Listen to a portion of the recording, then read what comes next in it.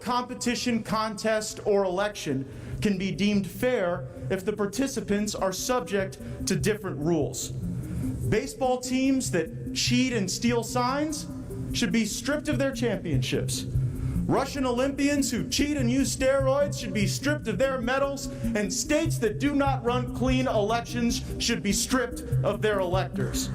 This fraud was systemic. It was repeated. It was the same system, and I dare say it was effective.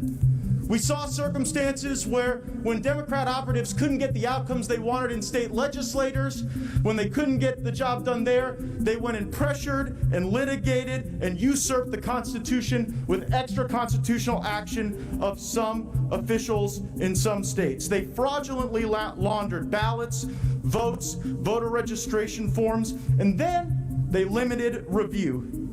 In 2016, Democrats found out that they couldn't beat Donald Trump at the ballot box with voters who actually show up, so they turned to impeachment and the witness box. And when that failed, they ran to the mailbox, where this election saw an unprecedented amount of votes that could not be authenticated with true ID, with true signature match, and with true confidence for the American people. Our Article 3 courts have failed by not holding evidentiary hearings to weigh the evidence. We should not join in that failure. We should vindicate the rights of states. We should vindicate the subpoenas in Arizona that have been issued to get a hold of these voting machines, and we should reject these electors. I yield back. Welcome to Technocracy News and Trends. Patrick Wood here.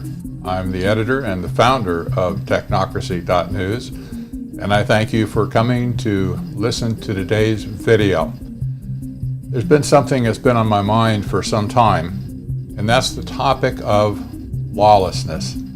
You're going to say, what does that have to do with anything? Well, I'm going to try to explain it to you. It's been bugging me lately.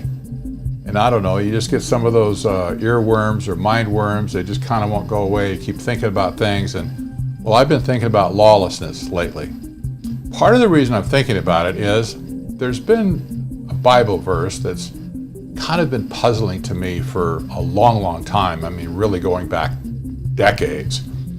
And it comes from 2 Thessalonians chapter 2. You can go read that chapter if you have a Bible. I encourage you to do that. But it talks about the mystery of lawlessness. And then it goes on and talks about the lawless one. And the kind of implied reference, of course, is that the lawless one represents the Antichrist, the so-called impersonage of the devil himself during the Great Tribulation, the lawless one. But the mystery of lawlessness and the lawless one has just kind of always been, well, it's there, I see it, I read it, but what does it mean? The lawless one, or the mystery of lawlessness. Well, I think probably the fact of the matter is lawlessness itself seems to be a mystery. It's just something you can't quite understand on the surface of it. Let me explain. The U.S. Constitution, which gives framework to our nation, is based upon a concept of rule of law. And the idea is that laws come from a legislature, that is a Congress and a Senate, that create and decide on the laws of the land that will be enacted for everybody to follow. And outside of that, the idea is that everybody will follow the law equally, that there will be no two-tiered legal system, that everybody will be subject to the same rules and the same laws, etc. Well, this is a good concept. It doesn't guarantee, by the way, that there will be good laws all the time. And we know for sure that there have been many bad laws passed over the couple of centuries that our country's been working on this stuff. And even today, we have a lot of bad laws that Congress has passed. Nevertheless, the idea of rule of law is that the law would be applied evenly to everyone across society. And then we hope that we send good representatives to Washington, D.C. that will pass laws that are good for the people, not necessarily for the government, because the government is supposed to protect us from those things. But okay, that's how the law works with the Constitution. We know today there are many people that just could care less about the Constitution of our country.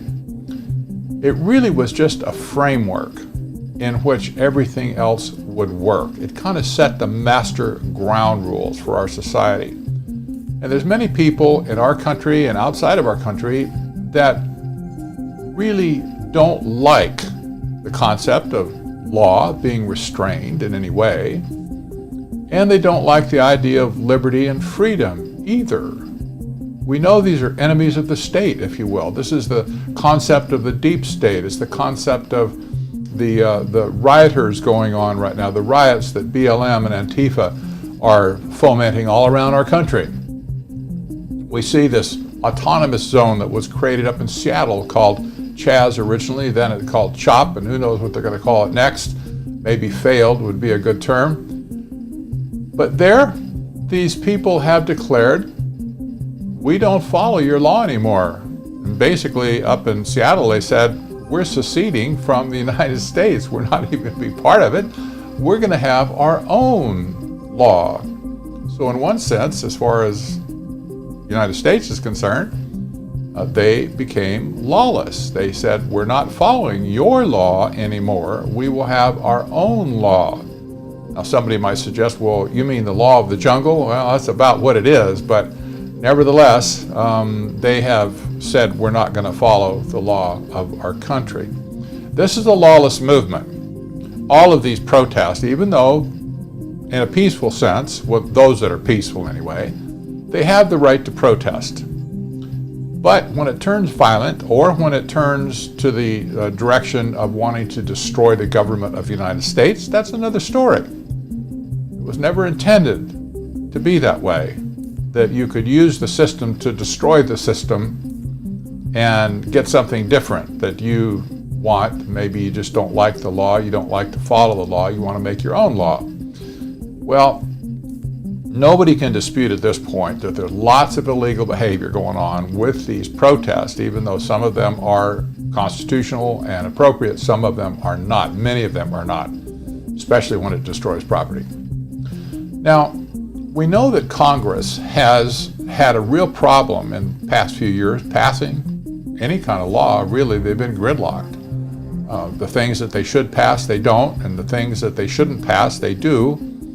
Many of the laws that come to the floor in the House or the Senate are written by other people.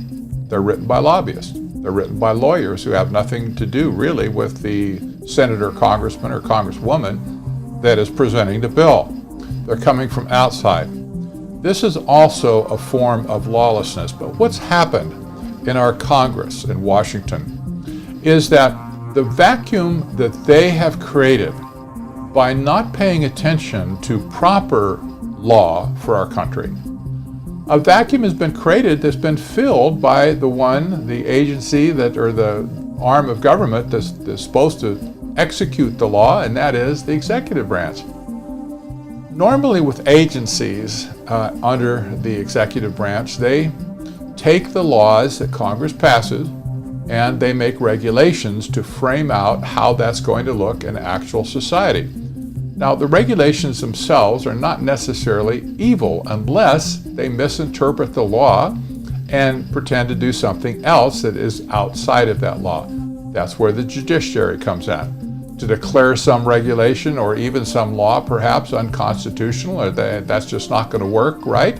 And they strike it down. This happens all the time, but it has in the past all the time. But when the executive branch finds itself in a vacuum and Congress is not producing the laws, then the executive branch seems to fill the vacuum by creating executive orders and rules and regulations that really have no basis in law, but they just do it because they feel it's necessary to do it. Well, that wasn't appropriate. That wasn't what the original Constitution said was the way things would be.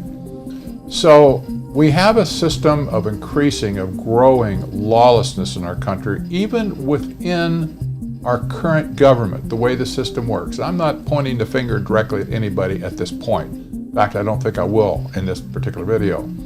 You can fill in the blanks there yourself if you want, pretty easily, I think.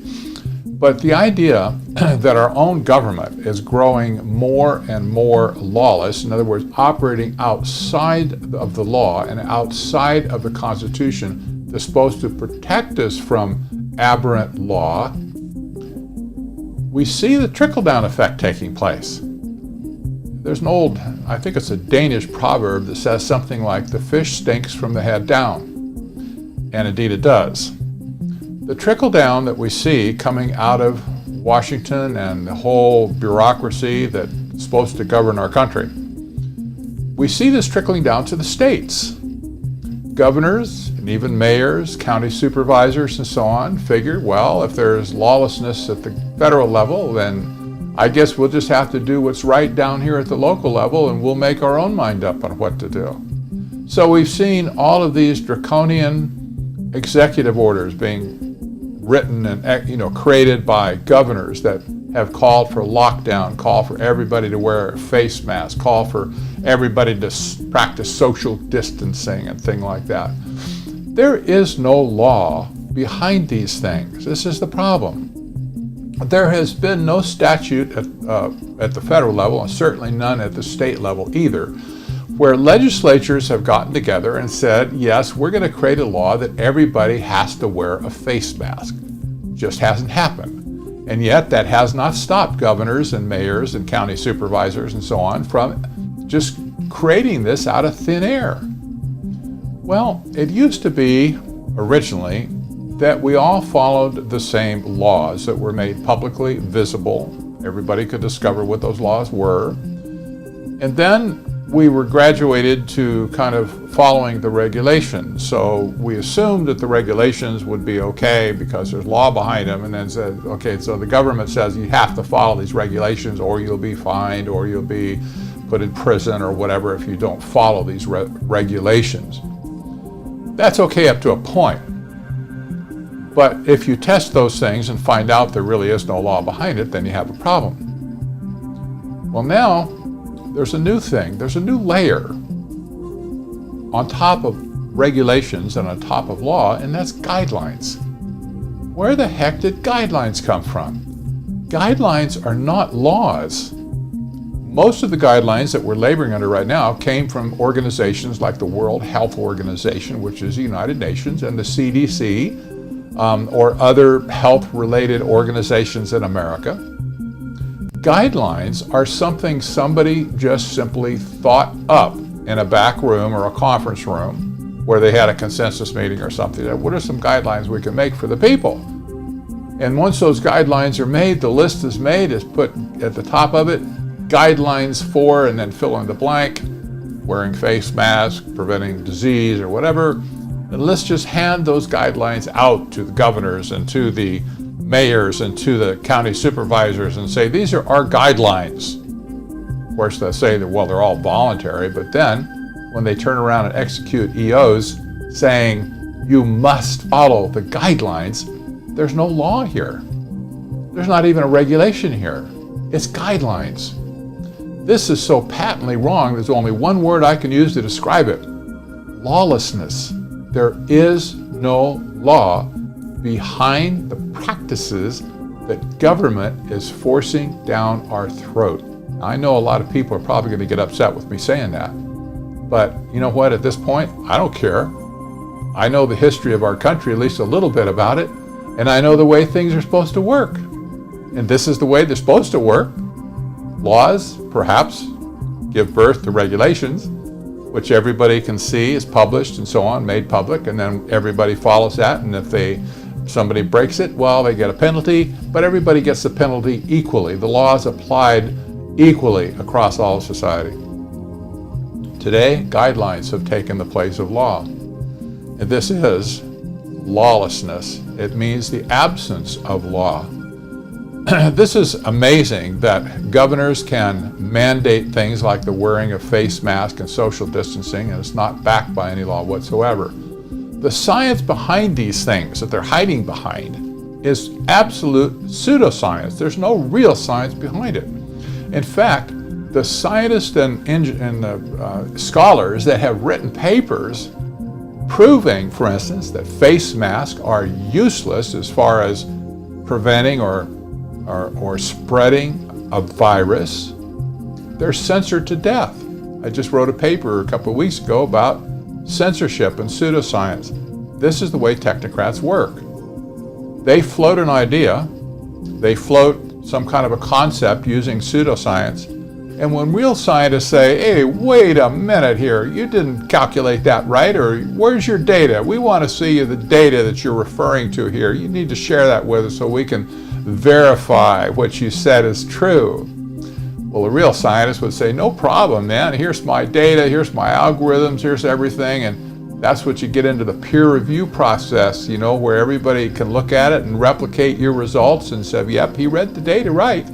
And this is a good conclusion. And you get a bunch of people that say, yep, everything checks out here. That's cool for science, for real science. Pseudoscience people just won't go for that. No, they will censor, they will shame, they will cancel, if you will, the cancel culture. They will cancel anybody that bucks their narrative. And this is happening all over the place with this pseudoscience versus real science. There have been many people, many excellent scholars who have raised an alarm over the face mask, social distancing, contact tracing, etc. They are simply swept off the carpet altogether. People are calling them idiots. In fact, you'll get a kick out of this. The article that Dr. Russell Blaylock wrote for Technocracy News dealing with face masks. I had an MD or a PhD rather write me a rather nasty, blunt email and called Russell Blaylock an idiot, and that he's going to be responsible for the death of many people because of the article he wrote. That's a scientific debate today? I'm sorry. You just can't call somebody an idiot or a jerk or a moron or whatever. But that's shaming. It's bullying.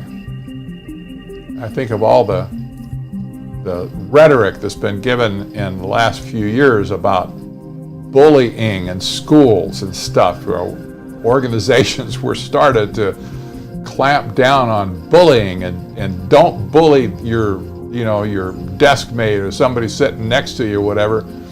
Well, this has just gone through society now like a wildfire, and everybody wants to bully everybody else. This is lawlessness. There's not even any discussion anymore. It's what people believe. You see, if one person believes that Dr. Blaylock is an idiot, he's got no reason to believe that. But if he thinks he has the right to harm the reputation of somebody like Russell Blaylock, he's an eminent neurosurgeon, retired now, but he had a great, brilliant career. If somebody just wants to slander him and blaspheme him or whatever, call him names and try and discredit his science career and life work, that's not right. That's lawlessness. A person that does that all of a sudden has decided that they're above the law and that they will act in any darn way they please. That's very dangerous to society, isn't it? We see this working its way all the way through society, and it's not a good thing. You know, President Rodrigo Duterte of the Philippines is kind of the epitome of lawlessness, and he has been for some time, ever since he was quote unquote elected. But President Duterte said in a speech the other day, which I listened to and about dropped my jaw. He speaks when he speaks in Filipino, but he also speaks in English. So it's kind of a back and forth. He'll say something perhaps in Filipino language, and then he'll say some, kind of repeat it in English, so you can understand what he's saying. And there are a lot of English speakers in the Philippines. But he had the ultimate answer for quarantine, because he called for a quarantine for people on the coronavirus, COVID-19. His answer is, if you break my quarantine, and again, there's no science behind it, but he says, if you break my quarantine, we will shoot them dead.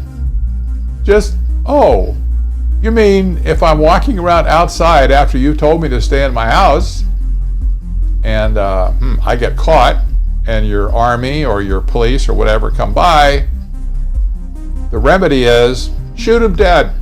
That'll take care of it. That'll make sure they follow my law.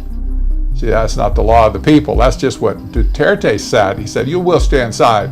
You will obey what I say. And if you don't, we'll just shoot you dead. That's kind of the extreme or the extremity of lawlessness. It's hard to get your head around it, isn't it?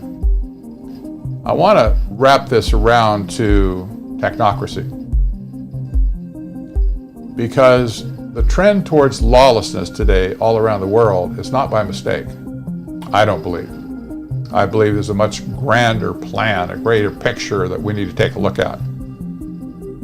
And technocrats, going way back to the 1930s when technocracy was originally created, they believed that the scientific method could be used. Of course, we know that turned out to be pseudoscience too, but they thought they could use the scientific method to run the economic system in such a way that no government was necessary. No politicians were necessary. They wanted to get rid of them all.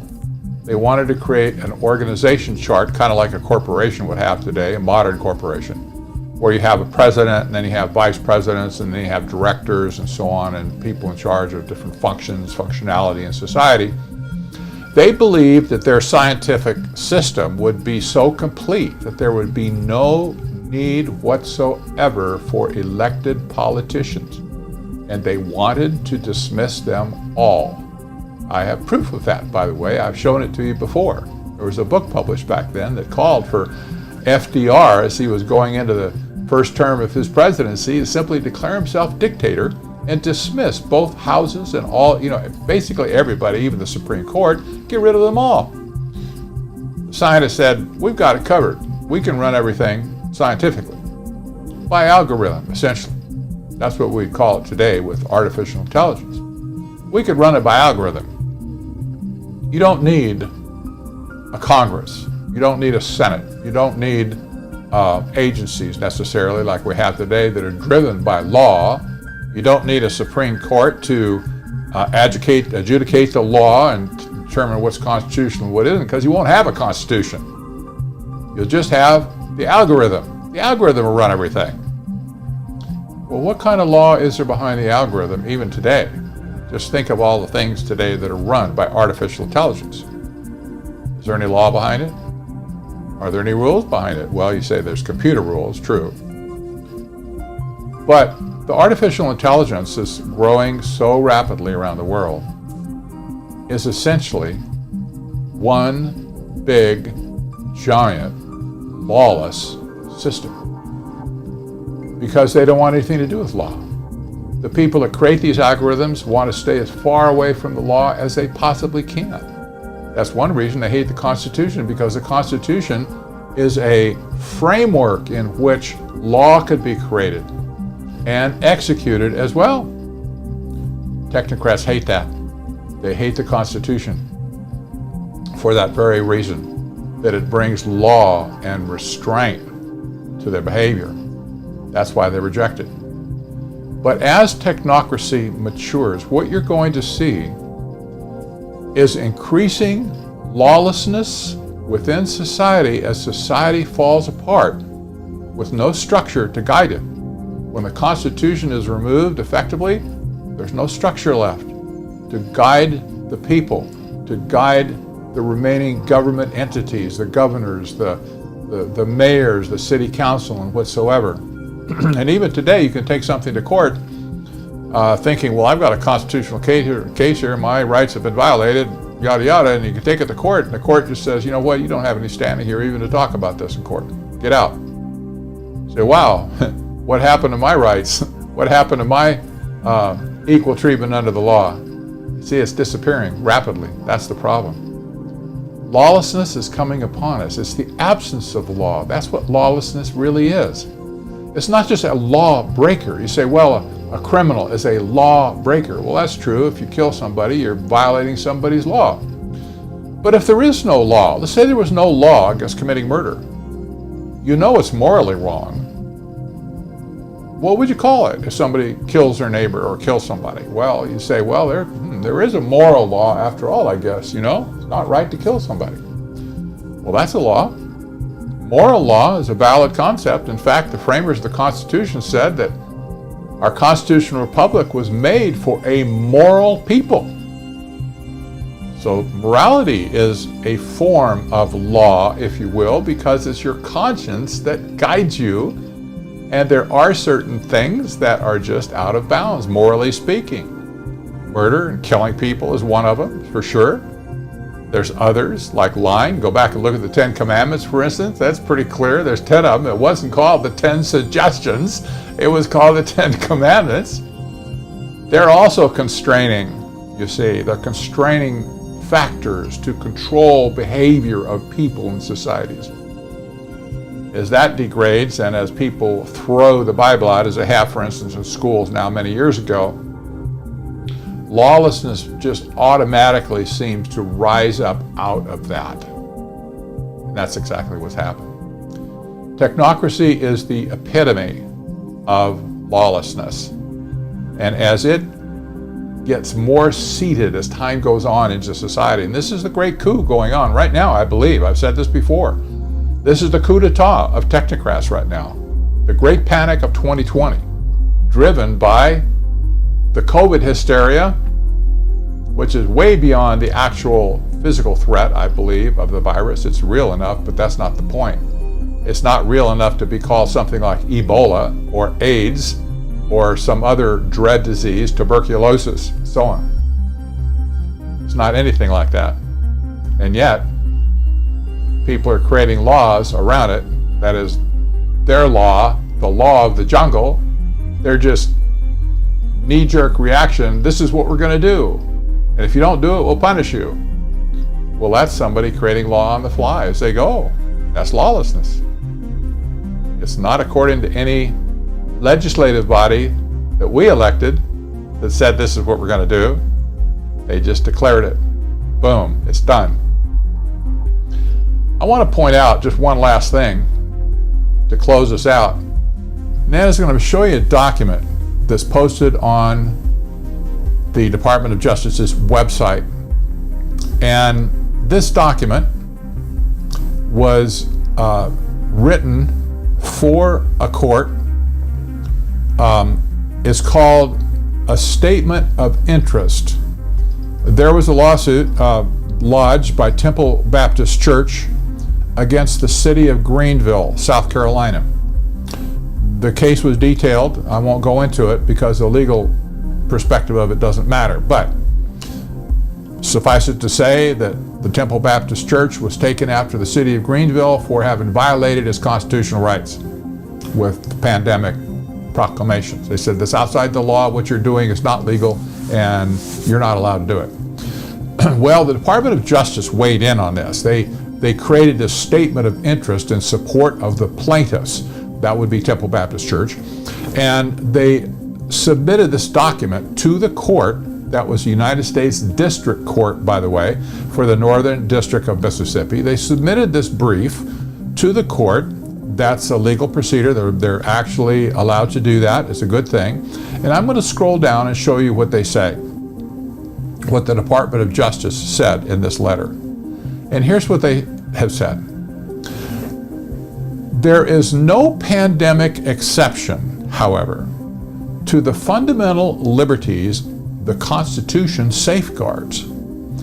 Indeed, individual rights secured by the Constitution do not disappear during a public health crisis. And it goes on and says, these individual rights, including the protections in the Bill of Rights, that's the First Amendment, Second Amendment, so on, made applicable to the states through the 14th Amendment, are always in force and restrain the government action.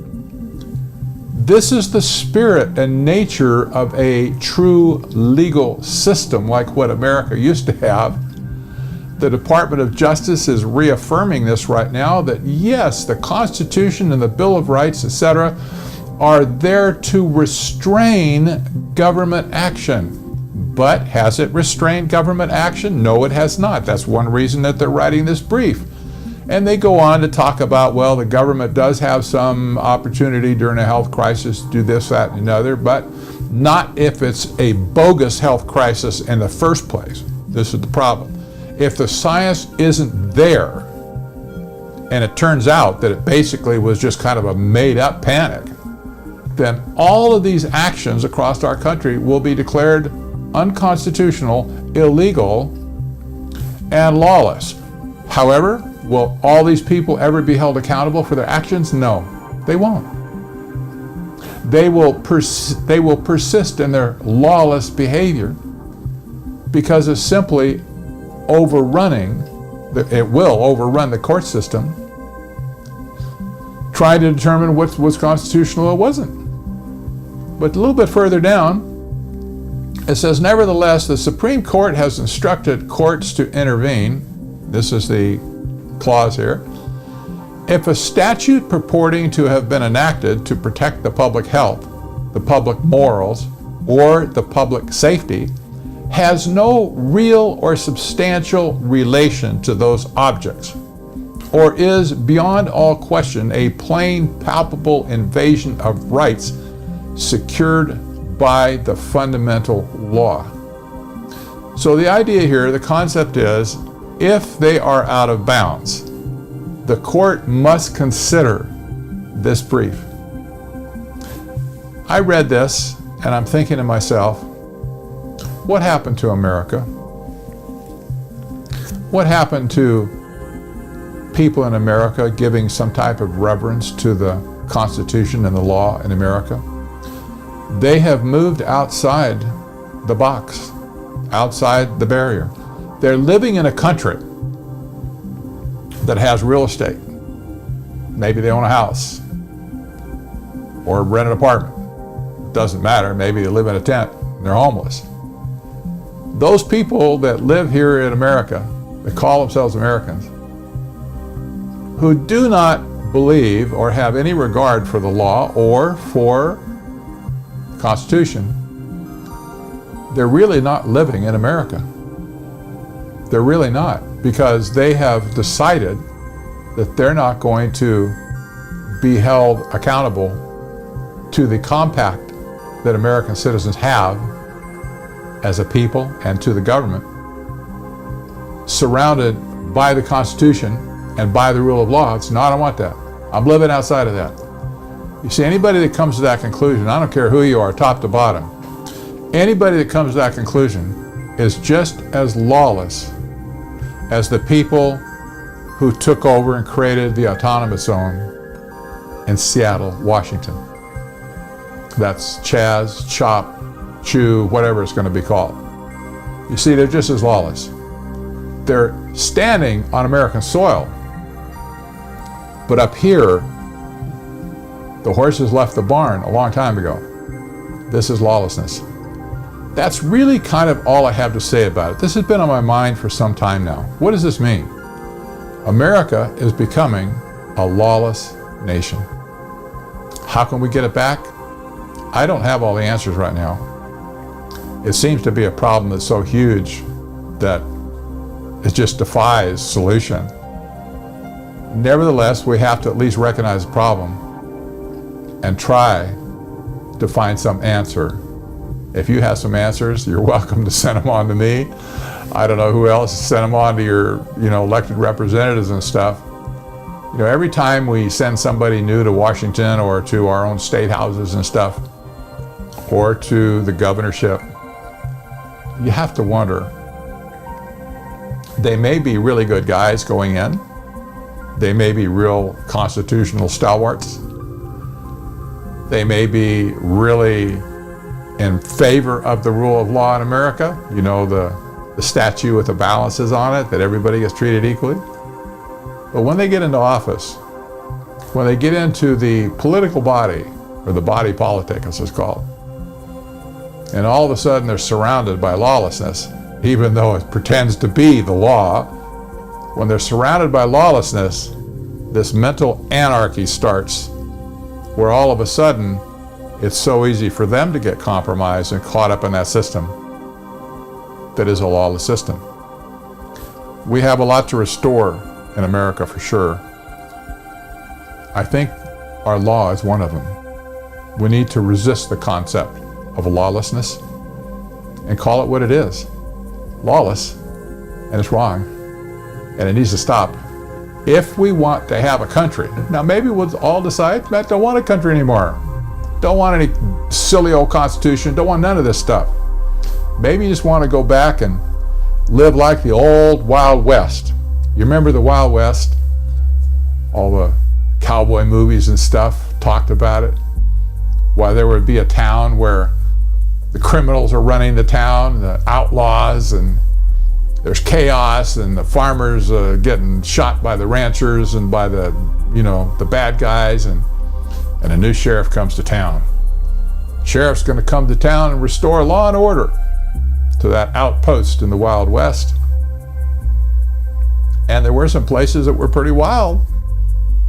And the law did come, and the law calmed the illegal activity down, eliminated it in some cases, and life got very, very good for the people in those towns. And those towns turned into states, and for a time, life was good as long as everybody understood the law and followed the law and didn't break the law wantonly and didn't do things that just desecrated the law. Life was good. Life could be good in America again, but not without a restoration of the law, and that starts up here in the mind and in the heart as well. I'm Patrick Wood for Technocracy News and Trends. I thank you for listening today. Listen, if you're on YouTube, please do me a favor and give it a thumbs up and subscribe to the channel. That's a good thing. Let other people know that there's something of value here. And if you like the audio version only of this podcast, you can find it at technocracy.studio. That's my Podbean account, where I simply take the audio off this and put it over there. And if you haven't yet joined the mailing list, you can do that on technocracy.news. If you have a mind to leave a tip or to leave some financial support, you can do that at our Patreon account, patreon.com/technocracy. And any amount of some type of a monthly contribution is very encouraging to me, and also helps us pay the bills. We have no advertising whatsoever on technocracy.news. That is on purpose. That's my choice. I don't like pop-up ads, slide-in ads, invisible ads that just jump at you with whatever. I don't like all that stuff. I just don't want it. I want to give you the content. I want you to read the content on technocracy.news. So we don't have any ads. We get no money from, no revenue whatsoever from ads. So if you want to support the work here, Technocracy News and Trends, you can do that by going to patreon.com/technocracy and leave a couple of bucks a month support for us. It just sends a message too. Yep, there's people out there around America, around the world, that see what we're saying here. The clear and present danger to the world right now is not socialism, communism, or Marxism, or fascism. It is technocracy. We'll see you next week.